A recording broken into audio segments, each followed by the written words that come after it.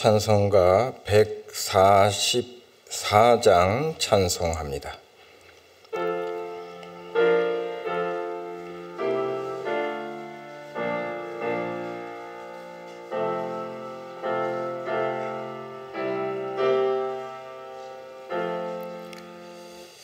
예수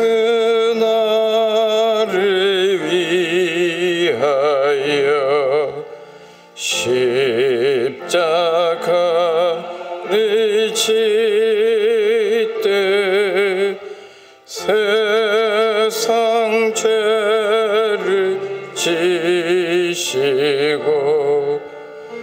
고쳐 당하셨네. 예수는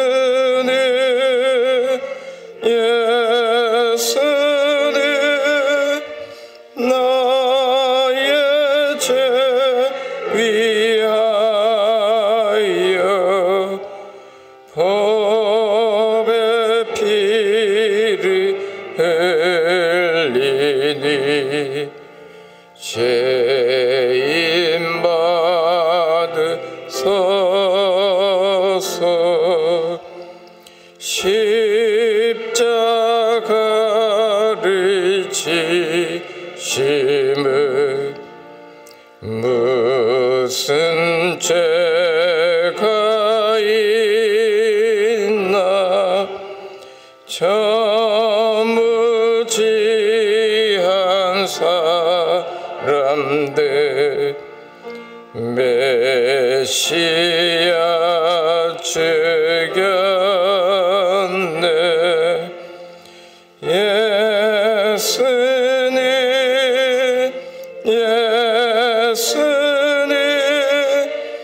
나의 죄 위하여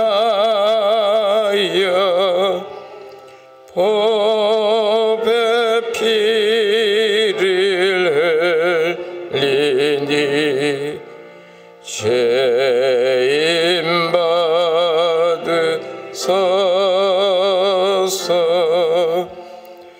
피와 같이 부은 죄 없는 이가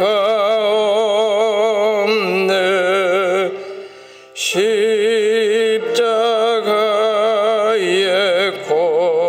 코너로 눈과 같이 되네. 예수는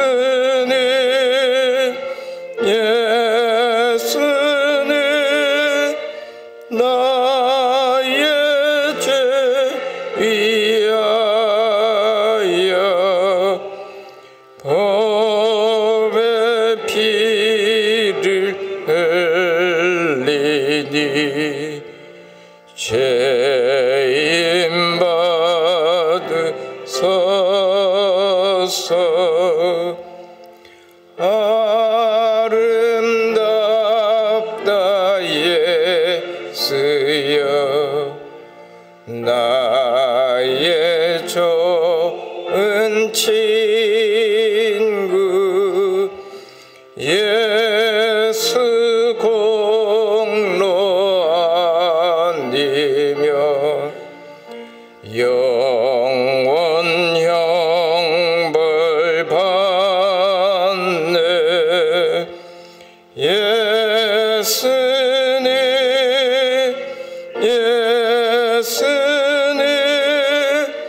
나의 죄 위하여 법의 피를 흘리니 죄인 받으소서.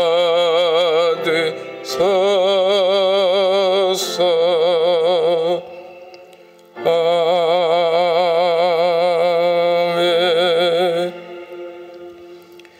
이종문 장로님 기도하십니다.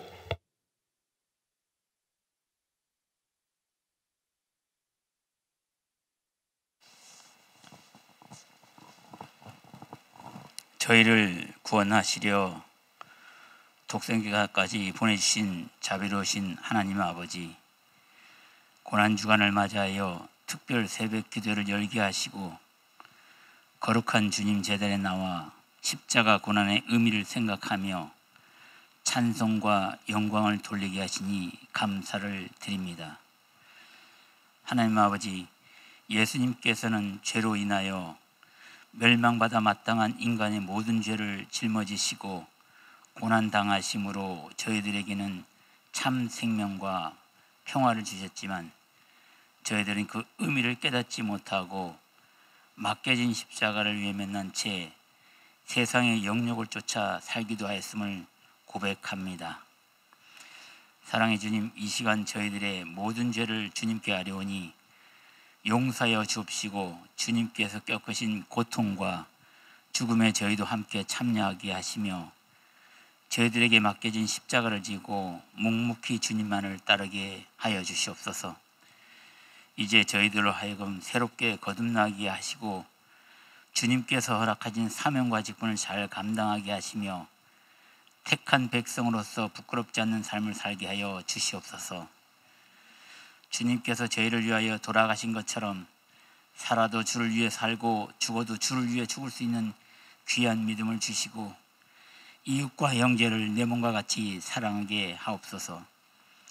하나님 아버지, 주님께서는 이 땅의 참 평화와 화해를 위하여 고난 받으셨으니 저희들도 주님을 본받아 다툼이나 분쟁이 없이 평화를 이루며 온전한 성도의 교제를 나누게 하옵소서.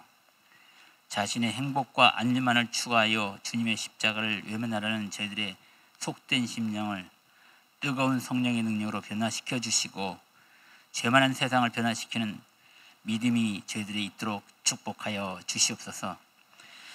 하나님 아버지, 시간 드린 예배를 기뻐 받아 주시고 목사님 전한 말씀이 십자가 보혈의 능력이 되게 하시고 큰 영광 받으시옵소서. 이 모든 말씀 예수님 이름으로 기도합나이다. 아멘.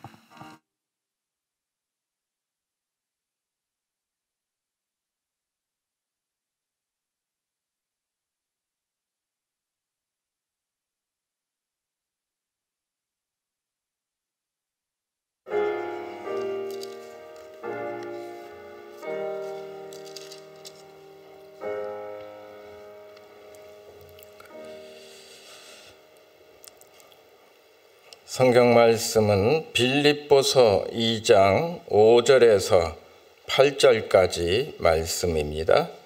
빌립보서 2장 5절에서 8절까지입니다. 신약성경 319쪽입니다. 빌립보서 2장 5절에서 8절까지 한 절씩 교독합니다. 제가 먼저 5절 봅니다. 너희 안에 이 마음을 품으라. 곧 그리스도 예수의 마음이니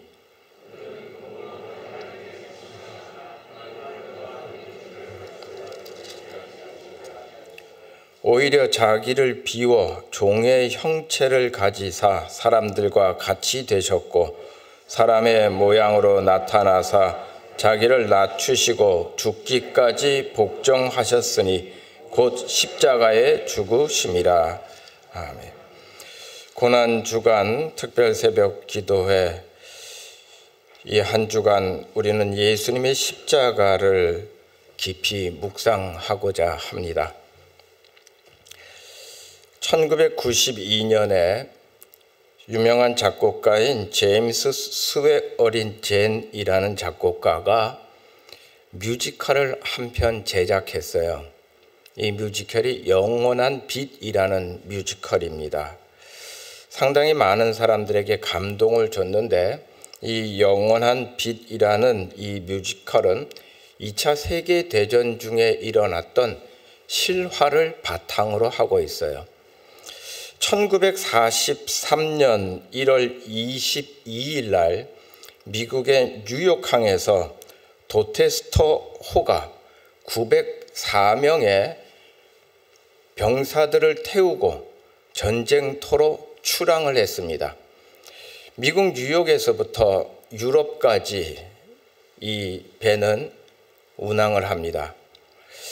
그런데 12일째 되던 2월 3일에 그만 독일의 잠수함이 발사한 어뢰에 이 배가 격침을 당합니다.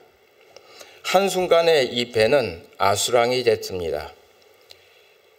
바닷물이 막 밀려 들어옵니다. 배가 한쪽으로 기울었습니다. 점점 배는 가라앉습니다. 그 배에 타고 있었던 모든 사람들이 우왕좌왕하는데 이 배에는 4명의 군목이 타고 있었어요.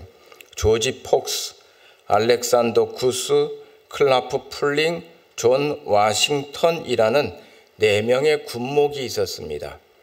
이 4명의 군목은 배가 격침되고 바닷물이 밀려 들어오고 배가 기울기 시작하자 한쪽에 적재되어 있었던 구명조끼를 병사들에게 일일이 나눠주기 시작합니다. 그리고 병사들에게 배가 곧 가라앉으니 구명조끼를 입고 바다로 뛰어들라고 그렇게 얘기를 합니다. 그런데 준비된 구명조끼가 부족했습니다. 구명조끼를 나눠주다 보니까 구명조끼가 다 떨어지고 말았어요. 그때 클라프 폴링이라고 하는 군목이 구명조끼가 없어서 쩔쩔매는 병사에게 이렇게 말합니다. 자네 예수 믿는가? 그랬더니 이 병사가 아니요 라고 대답했습니다. 그러자 클라프 폴링 군목은 자신이 입고 있었던 구명조끼를 벗어서 병사에게 주면서 나는 예수를 믿으니 지금 죽어도 천국 간다. 너는 이 구명조끼를 입고 살아라. 그리고 꼭 예수를 믿어라. 그리고 우리 천국에서 만나자라고 얘기를 했어요. 그러자 그 옆에 있었던 나머지 3명의 군목들도 자신이 입고 있었던 구명조끼를 벗어 구명조끼가 없는 병사들에게 입혀줬습니다. 이 배에서 생존한 병사 글래드 클락이라는 병사는 이렇게 증언합니다.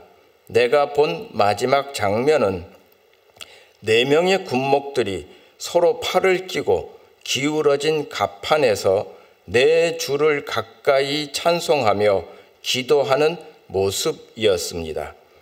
그들은 병사들을 살리기 위해 최선을 다했고 마지막엔 자신들의 구명조끼를 병사들에게 나눠주고 죽음을 택했습니다. 자신이 죽어 병사들을 살렸습니다. 예수님이 이 땅에 오신 이유는 죽기 위해 오셨습니다. 십자가를 지기 위해 오셨습니다. 사도 바울은 8절에 예수님께서 죽기까지 복종하셨다라고 말합니다. 이것이 예수님이 이 땅에 오신 이유였어요. 예수님이 이 땅에 오셔서 죽어야 우리가 살기 때문이었습니다.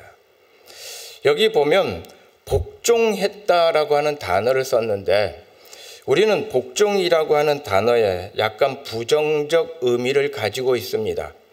복종 그러면 무언가 강력한 힘에 의해 어쩔 수 없이 억지로 굴복한 것을 복종이라고 말합니다. 그런데 이 복종을 사용한 원어 헬라어는 휘페코오스예요. 휘페코스는 이런 뜻을 가지고 있어요. 외부적 요인이나 외부적 힘에 의해 무릎 꿇은 것이 아니라 자기 스스로 무릎 꿇은 것을 선택했다. 그래서 사도 바울이 말한 이것을 보다 분명하게 우리말로 번역한다면 예수님은 완전한 순종을 이루기 위해 십자가를 지셨다. 이렇게 말할 수 있어요. 주님이 지신 십자가는 순종의 십자가였습니다. 그 순종의 십자가로 인해 우리는 영원한 생명을 누리는 자들이 될 수 있었습니다. 그러나 이 완전한 순종은 어디서부터 시작되느냐? 사도 바울은 7절에 이렇게 말해요. 자기를 비워 종의 형체를 가지사, 즉 비움에서부터 시작된다 하는 거예요. 여기서 비움이라는 단어를 헬라어로 에케노겐이라는 단어를 씁니다. 이 에케노겐이라는 단어의 뜻은 통이 있는데 이 통을 뒤집습니다. 통을 뒤집어서 통 안에 있는 것을 완전하게 쏟아내는 것을 에케노겐이라 그래요. 조금의 가루도 남김없이 통을 뒤집어서 통 안에 있던 것이 완전히 쏟아지는 것, 비움이라는 것은 완전히 다 쏟아내는 것을 비움이라는 거예요. 여기서부터 순종이 시작되어진다. 저와 여러분, 예수님처럼 우리도 비우는 자들이 될 수 있기를 바랍니다. 완전히 비워져 가면 성령이 역사하기 시작합니다. 내 안에 내 지식, 내 경험, 내 욕망, 내 자존심을 남겨놓는 것이 아니라 이것을 에케노겐 다 쏟아놓을 때, 다 쏟아버릴 때 그때 성령이 우리 안에 역사해요. 예수님이 겟세마네 동산에서 기도하셨습니다. 눈물을 쏟으며 기도하셨습니다. 왜? 사실 십자가는 너무나 잔혹한 형벌이었어요. 로마가 만든 사형 제도입니다. 근데 로마는 이 십자가형을 특별히 정치범과 아주 강력한 흉악범을 대상으로 십자가형을 했어요. 우리가 영화 같은 데 보면 십자가를 이렇게 그 모양 그대로 지고 올라가는 게 나오는데 실제로는 그게 아니에요. 그 골고다 언덕에 십자가를 달 수 있는 큰 기둥은 이미 세워져 있고 가로 틀을 메고 올라갑니다. 그리고 올라가서 그 기둥에다가 매다는 거예요. 왜 그랬느냐? 그래야 공포를 느끼기 때문이었어요. 사람들이 그 모습을 보면서 공포를 느끼게 했습니다. 야, 함부로 덤벼서는 안 되겠구나. 로마는 강력하구나. 그러기 위해 너무너무 잔인하게 십자가형 제도를 만들었어요. 이것이 얼마나 잔인하고 이것이 얼마나 비참한 것이었냐면 로마 스스로가 나중에 십자가 제도를 없애버려요. 이건 너무 잔인해. 그 십자가를 예수님이 지셨습니다. 수치와 고난의 십자가였습니다. 그런데 예수님이 그 십자가를 생각하니까 이건 너무 잔혹해요. 감당하기엔 너무 벅차요. 하나님께 기도했어요. 피할 수만 있다면 피하고 싶습니다. 그러나 예수님의 마지막 기도는 내 뜻대로 하지 마옵시고 아버지의 뜻대로 하옵소서. 모든 것을 다 비우는 거예요. 이 정도는 괜찮지 않습니까? 이 정도는 좀 남겨놔도 괜찮지 않습니까? 이건 비움이 아니에요. 이것마저도 다 비울 때 그때 성령이 역사합니다. 그때 완전한 순종이 이루어집니다. 그리고 그 완전한 순종의 십자가를 통해 놀라운 구원의 은총과 은혜가 이루어집니다. 사랑하는 성도 여러분, 이 고난 주간에 내 안에 있는 내 자아를, 내 욕망을, 내 자존심을 주님의 십자가에 못 박는 자들이 될 수 있기를 바랍니다. 비우는 자들이 될 수 있기를 바랍니다. 이것 정도는 괜찮지 않습니까? 하고 남겨놓았던 나의 욕망조차도 비우는 자가 될 수 있기를 바랍니다. 그때 우리가 완전한 순종의 십자가를 주님과 함께 질 수 있습니다. 헨리 나우엔이라고 하는 영성학자를 교회 좀 다녀보신 분들은 많이 들었을 거예요. 상처 입은 치유자라고 하는 이 소책자가 아마 교회 다니보신 분들은 읽어봤거나 목사님의 설교를 통해서 많이 들었을 거예요. 이 헨리 나우엔은 하버드 대학의 신학부 교수였습니다. 그런데 너무 심한 스트레스에 시달렸어요. 그리고 그 심한 스트레스가 깊은 우울증을 가지고 왔습니다. 그때 헨리 나우엔의 친구가 이 나우엔에게 이렇게 얘기합니다. 내가 알고 있는 지적 장애인 공동체가 있는데 자네 거기 가서 봉사를 한번 해보는 게 어떻겠는가. 그렇게 매일같이 우울해하지 말고 좀 움직이게, 봉사해보게, 헌신해보게. 그래서 이 친구의 얘기를 듣고 자르시 데이 블레이크라고 하는 지적장애인 시설을 찾아갔습니다. 그리고 그 관계자와 면담을 합니다. 그런데 관계자가 이렇게 물어봐요. 당신은 누구십니까? 라고 물어봤습니다. 그러자 헨리 나우엔이 저는 하버드 대학 교수인 헨리 나우엔입니다. 라고 대답했어요. 하버드 대학 교수 헨리 나우엔. 어떻게 대답했을까요? 그 모습이 그려지지 않습니까? 세계 최고의 대학, 그곳에 나는 교수입니다.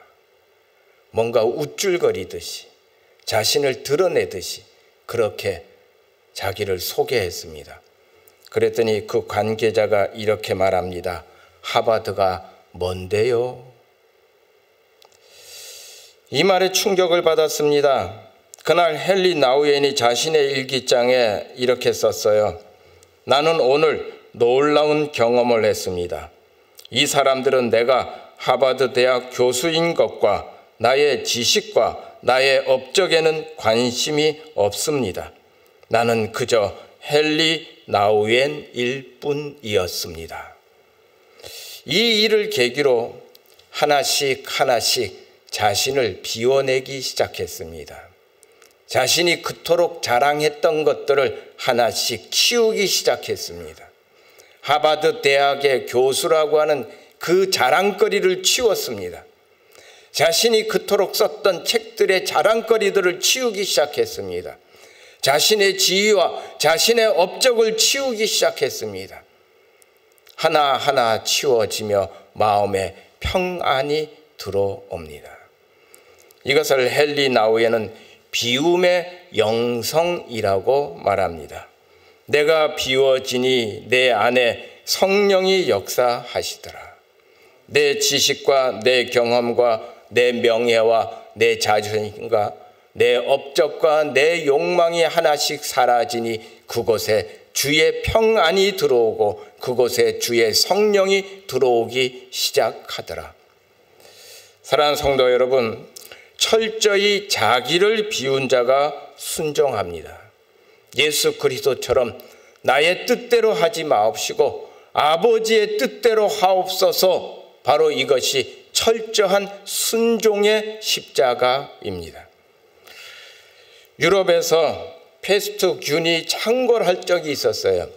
14세기에 전 유럽을 이 전염병이 장악을 했습니다.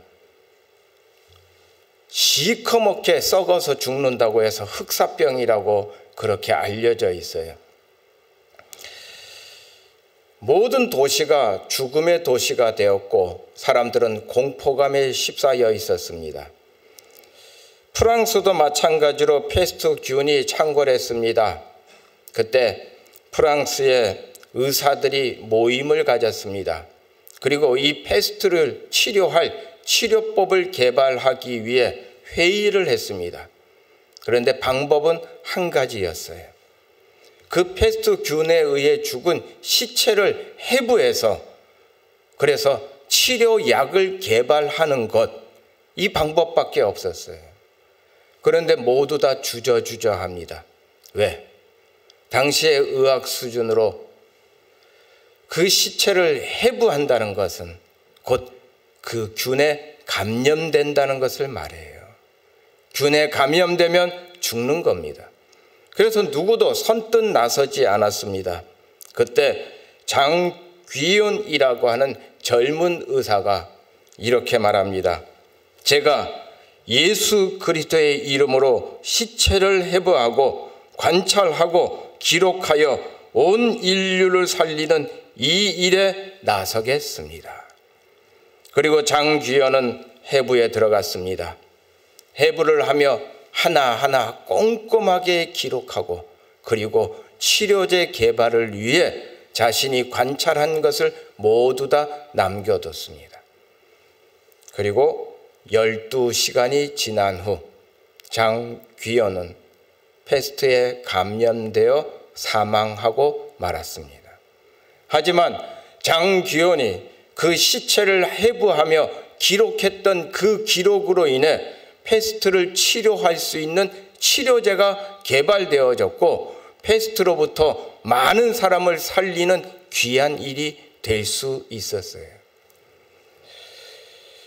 예수 그리스도의 십자가는 온 인류를 살리는 십자가였습니다.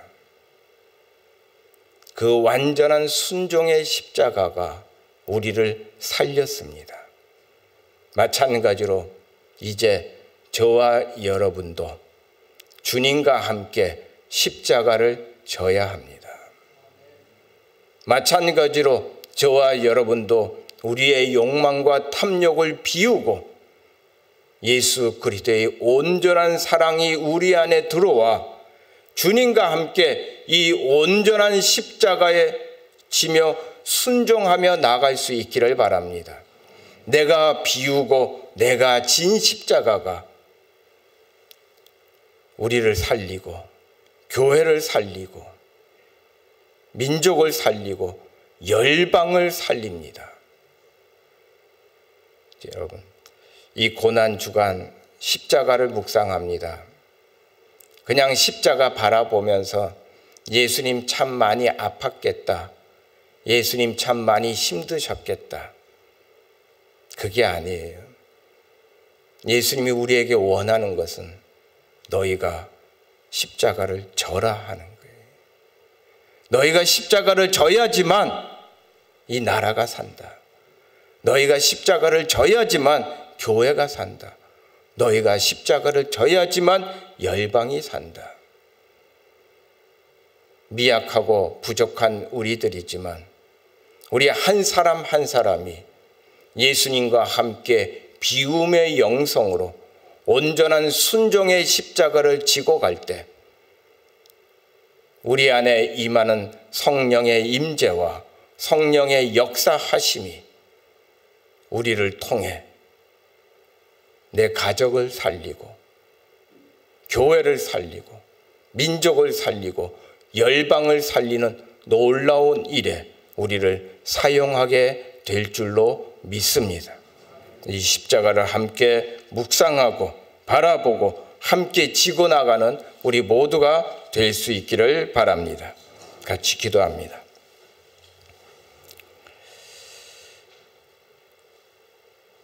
하나님 은혜 감사합니다.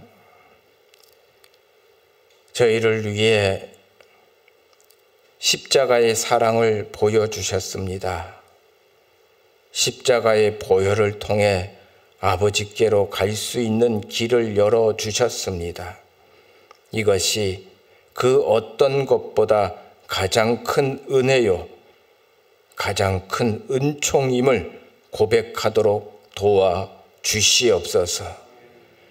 이 십자가의 사랑이 있음에도 불구하고 우리는 늘 부족하다고 합니다. 늘 더 달라고 합니다. 더 누리고 싶다고 합니다. 아직 만족 못합니다. 더 욕망을 채우려고 합니다. 그래서 내 마음이 강도의 소굴로 변하고 교회가 강도의 소굴로 변했습니다.